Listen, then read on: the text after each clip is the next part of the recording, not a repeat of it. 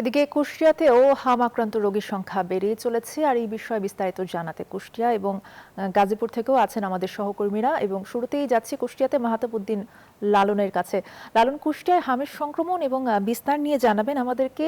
সংক্রমণ বা উপসর্গ নিয়ে কত শিশু নতুন করে ভর্তি হয়েছে হাসপাতালে?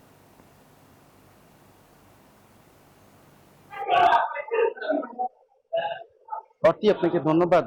কুষ্টিয়াতে হামের উপসর্গ এবং হাম আক্রান্ত হয়ে রোগীর সংখ্যা কিন্তু বেড়েই চলেছে।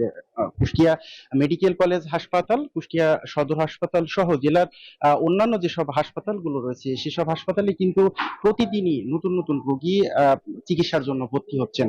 আমি এইসব হাসপাতালগুলোর যারা তত্ত্বাবধানে রয়েছেন বা চিকিৎসক রয়েছেন তাদের সাথে কথা বলেছি। তারা বলছেন যে হামের উপসর্গের মধ্যে অন্যতম জ্বর, সর্দি, কাশি, ঠান্ডা, শরীরে র্যাশের যে সমস্যাগুলো দেখা দিচ্ছে, এই সমস্যাগুলো দেখা দিলে তারা হাসপাতালে ভর্তি রেখে রোগীকে চিকিৎসার পরামর্শ দিচ্ছেন। আর চিকিৎসকরা বলছেন যে যে রোগীগুলো হাসপাতালে আসছে তাদের অধিকাংশই কিন্তু শিশু, এবং তাদের বয়স 6 মাস থেকে 7 বছরের মধ্যে।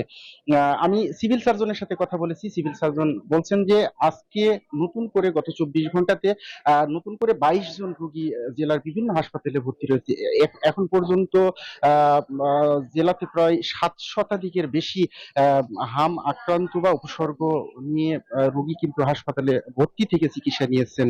এখন পর্যন্ত জেলায় 8 জনের মৃত্যু হয়েছে, যে 8 জনই কিন্তু আসলে শিশু, এবং এই শিশুদের শরীরে হামের উপসর্গ এবং লক্ষণ ছিল বলে সিভিল সার্জন বলছেন। তবে আশার কথা সেটি হচ্ছে যে ইতিমধ্যেই গতকাল থেকে কিন্তু কুষ্টিয়াতে হামির যে টিকাদান কর্মসূচি সেটি চালু হয়েছে। আজকেও কিন্তু টিকাদান কর্মসূচি চলেছে, এবং অভিভাবকরা কিন্তু আসলে স্বস্তির নিঃশ্বাস ফেলেছে। তারা বলছে যে দেরিতে হলেও যে টিকাদান কর্মসূচি যেটি চালু হলো, এতে করে আসলে এই হামির যে সংক্রমণ সেটি থেকে আসলে বাচ্চাদের সুরক্ষা দেওয়া সম্ভব হবে। তো এই ছিল কুষ্টিয়া থেকে। ফিরে যাচ্ছি গাজীপুরে।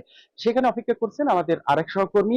তিনি জানাবেন গাজীপুরের হাম আক্রান্ত এবং উপসর্গ নিয়ে হাসপাতালে কতজন রোগী ভর্তি আছে, সেখানকার বিস্তারিত।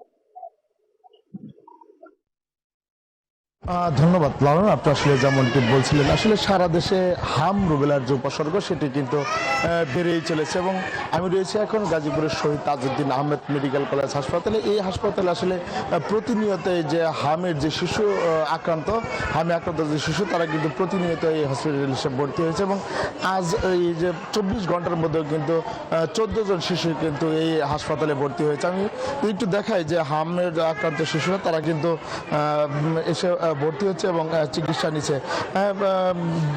জানুয়ারি থেকে এ পর্যন্ত 300 জনের উপরে শিশু কিন্তু এই হাসপাতালে ভর্তি হয়েছে, এবং এর মধ্যে 274 জন শিশু কিন্তু ছাড়পত্র নিয়ে চলে গেছে। আজ কিন্তু 47 জন শিশু কিন্তু হাম রুবেলায় আক্রান্ত যারা রয়েছে তারা কিন্তু এই শিশুরা কিন্তু ভর্তি রয়েছে, এবং তারা কিন্তু চিকিৎসা নিচ্ছে, এবং একটি শঙ্কা করছেন যে এই হসপিটালে আইসিইউ না থাকায় কিন্তু যারা অভিভাবক রয়েছে তাদের কিন্তু শঙ্কা প্রকাশ করছেন, এবং তারা বলছেন যদি জটিল কোনো সমস্যা হয় তাহলে কিন্তু তারা এই উত্তরণের পথ খুঁজে পাচ্ছে না। তো হাসপাতালের চিকিৎসকরা বলছেন যে তাদের কিন্তু সঠিক এবং সুচিকিৎসা দেওয়া হয়েছে, এবং গাজীপুর সিটি কর্পোরেশনের 57টি যে ওয়ার্ড রয়েছে সেই ওয়ার্ডে কিন্তু 20 তারিখ থেকে কিন্তু হাম রুবেলার টিকাদান কর্মসূচি চালু হয়েছে। তো এই ছিল আমার কাছে গাজীপুর থেকে সর্বশেষ তথ্য। অর্থী, ধন্যবাদ দুইজনকেই।